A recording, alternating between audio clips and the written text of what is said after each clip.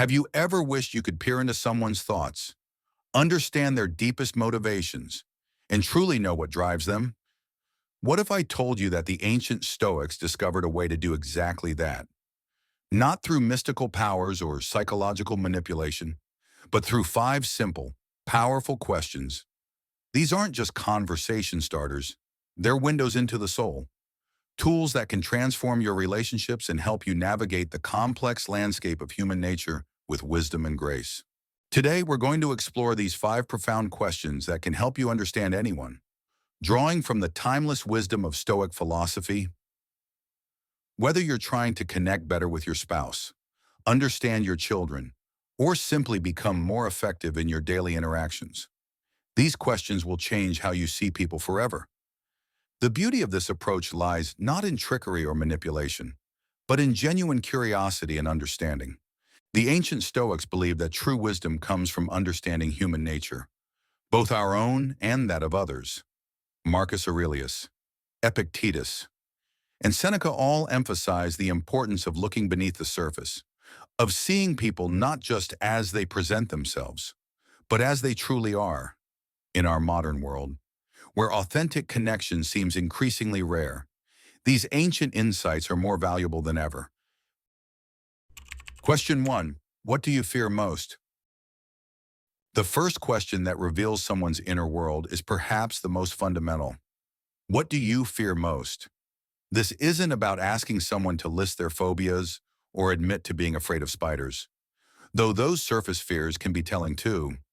This is about understanding the deeper, more profound fears that shape a person's decisions, relationships, and entire life trajectory. Consider Margaret Thompson from Portland, Oregon, at 72. She had lived what most would consider a successful life. She raised 3 children, had a long marriage, and enjoyed a comfortable retirement. But when her neighbor, Robert, gently asked her this question during a quiet evening conversation on their adjoining porches, her answer surprised even herself. "I'm most afraid," she said after a long pause, "that I haven't really mattered. That when I'm gone, nothing I've done will have made a real difference." This fear, the fear of insignificance, drives so many of our behaviors without us even realizing it. It explains why Margaret had always been the volunteer who took on too much, why she struggled to say no to requests for help, and why she often felt exhausted trying to prove her worth to everyone around her. Understanding this fear didn't diminish Margaret in Robert's eyes. It helped him see her generosity and dedication in a new light, and it allowed him to offer the kind of reassurance and recognition that truly mattered to her. The Stoics understood that fear is often the invisible hand guiding our choices. Seneca wrote extensively about how fear of death, fear of loss, and fear of judgment influence every aspect of human behavior. When you understand what someone fears most, you begin to see the logic behind actions that might otherwise seem puzzling or irrational. Some people fear failure so intensely that they never try anything new. Others fear success because they worry they won't be able to handle the responsibility or attention that comes with it. Still others fear intimacy, fearing that if someone truly knows them, they'll be rejected. Each of these fears creates a unique pattern of behavior, a personal roadmap that, once understood, makes that person's actions entirely predictable and deeply human. Question 2. What motivates you to get up each morning? The second question cuts to the heart of human purpose and drive.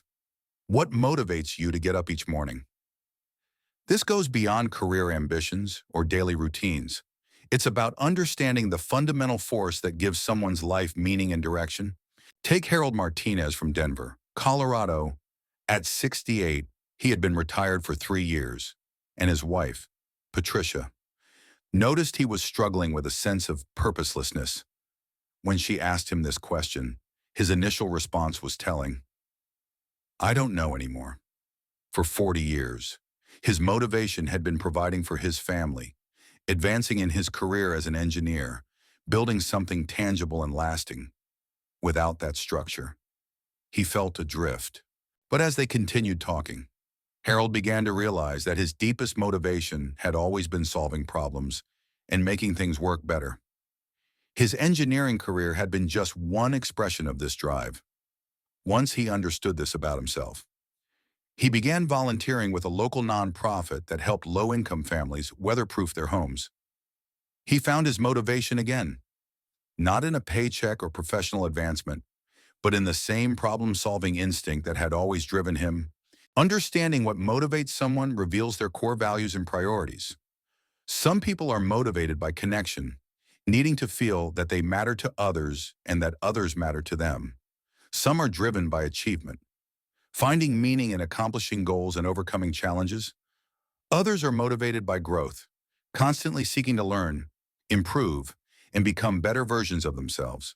The Stoic philosophers were particularly interested in intrinsic versus extrinsic motivation. Marcus Aurelius often wrote about finding motivation from within, from the satisfaction of acting according to virtue and reason, rather than seeking approval or reward from others. When you understand whether someone is primarily motivated by internal or external factors, you can communicate with them more effectively and understand their reactions to different situations. Question 3. What would you do if you knew you couldn't fail? This third question reveals someone's deepest dreams and aspirations, the goals and ambitions they perhaps buried under layers of practicality and fear. What would you do if you knew you couldn't fail?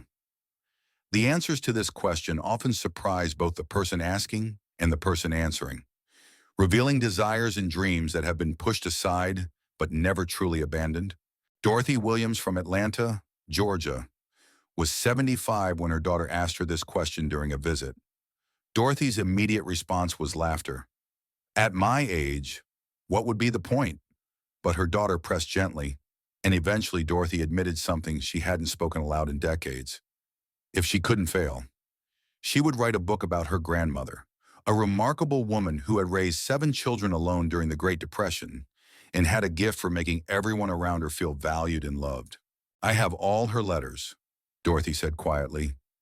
Stories I remember her telling, recipes she made when we had almost nothing. But who would want to read about an ordinary woman from rural Alabama? Her daughter's answer was immediate. Everyone who needs to know that ordinary people can be extraordinary. This conversation led Dorothy to begin writing, not for publication necessarily, but for her family and for the joy of preserving these precious memories. What started as an answer to a hypothetical question became a meaningful project that connected Dorothy to her family history and gave her retirement years, new purpose and direction. The Stoics believed deeply in the power of human potential. Epictetus, who began life as a slave and became one of history's greatest philosophers, understood that our limitations are often more perceived than real. When you ask someone what they would do if they couldn't fail, you're inviting them to look beyond the practical constraints and social expectations that often limit our vision of what's possible. Sometimes the answers reveal artistic ambitions, someone who always wanted to paint or write music. Sometimes they reveal entrepreneurial dreams, ideas for businesses or innovations that could make a difference. Other times they reveal service-oriented goals, desires to help others, make a positive impact, or leave the world a little better than they found it. Question 4. Who has had the most influence on who you are today? The fourth question explores the formative relationships and influences that have shaped someone's character, values, and worldview. Who has had the most influence on who you are today? This question often leads to powerful stories and reveals the invisible threads connecting someone's past experiences to their present behavior and beliefs. William Chen from Seattle, Washington, was surprised by his own answer when his longtime friend asked him this question during their weekly coffee meeting. Without hesitation, he said, "My high school janitor, Mr. Jackson." His friend was puzzled, but William explained, "Everyone else saw an old black man pushing a mop. I saw someone who knew every student's name, who always had time to listen, who treated the star quarterback and the kid getting bullied with exactly the same kindness and respect." William went on to describe how Mr. Jackson had once found him crying in an empty classroom after his father had berated him for getting a B+ in mathematics instead of an A. instead of offering empty reassurance. Mr. Jackson had shared his own story of growing up poor in Mississippi, working multiple jobs to support his family, and finding dignity in honest work regardless of what others thought. He taught me that your character isn't measured by your achievements or what others think of you, but by how you treat people when no one is watching. This conversation helped William's friend understand so much more about him. It explained William's unfailing politeness to service workers, his habit of learning people's names and remembering personal details, his belief that every person deserves respect regardless of their position or status. One influential relationship had shaped decades of behavior and values. The Stoics understood that we are all products of our relationships and experiences, but we have the power to choose which influences to embrace and which to reject. Marcus Aurelius filled his meditations with reflections on the people who had shaped him, both positively and negatively, and how those influences contributed to his own philosophical development. Some people are most influenced by parents or grandparents, carrying forward family traditions and values. Others are shaped by teachers, coaches, or mentors who saw potential in them when they couldn't see it in themselves. Still others are influenced by friends, colleagues, or even strangers who demonstrated ways of being that inspired or challenged them to become different people. Question 5. What do you hope people remember about you? The final question addresses legacy and the deepest human need to make a meaningful impact on the world. What do you hope people remember about you? This question cuts straight to someone's core values and reveals what they believe truly matters in life. Eleanor Rodriguez from Phoenix, Arizona, was initially uncomfortable when her son asked her this question during their Sunday dinner. At 81, she felt it was perhaps too late to think about such things. But after some reflection, her answer was simple and profound. I hope they remember that I made them feel seen and valued.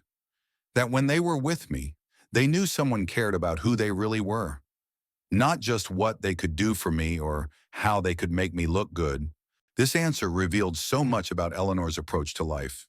It explained why she always asked detailed follow-up questions when someone shared news. Why she sent handwritten birthday cards to dozens of people every year. Why she had a gift for making everyone from her mailman to her bank teller feel like they mattered. Her legacy wasn't about accomplishments or achievements. It was about the quality of attention and care she gave to every relationship. The Stoics were deeply concerned with legacy, but not in the way we might expect. They weren't focused on monuments or fame, but on the ripple effects of virtuous living. Seneca wrote about how our actions and character influence others in ways we might never know. Creating chains of positive influence that extend far beyond our own lives. Some people hope to be remembered for their professional achievements, the businesses they built, or the innovations they created. Others want to be remembered for their service, the volunteering they did, or the causes they supported. Still others hope to be remembered for their roles as parents, spouses, friends, or community members who made life better for those around them. Bringing it all together, these 5 questions, rooted in Stoic wisdom about human nature and virtue, offer a profound way to understand the people in your life. They're not tools for manipulation or judgment, but instruments of genuine understanding and connection. When we understand what someone fears, what motivates them, what they dream of, who has influenced them, and how they want to be remembered, we see them not as puzzles to be solved, but as complete human beings with rich inner lives and meaningful stories. The beauty of this approach is that it works both ways. As you ask these questions of others, you'll find yourself reflecting on your own answers. What do you fear most? What motivates you each morning? What would you do if you couldn't fail? Who has most influenced who you are? What do you hope to be remembered for? I encourage you to choose someone important in your life and, over time, explore these questions together. Not as an interrogation, but as a gentle, curious conversation that deepens your understanding of each other. You might be surprised by what you learn, both about them and about yourself. If this exploration of Stoic insights into human nature has been valuable to you, Please give this video a like and share it with someone who might benefit from these timeless principles. Subscribe to our YouTube channel for more content that brings ancient wisdom to modern life. And I'd love to hear from you in the comments.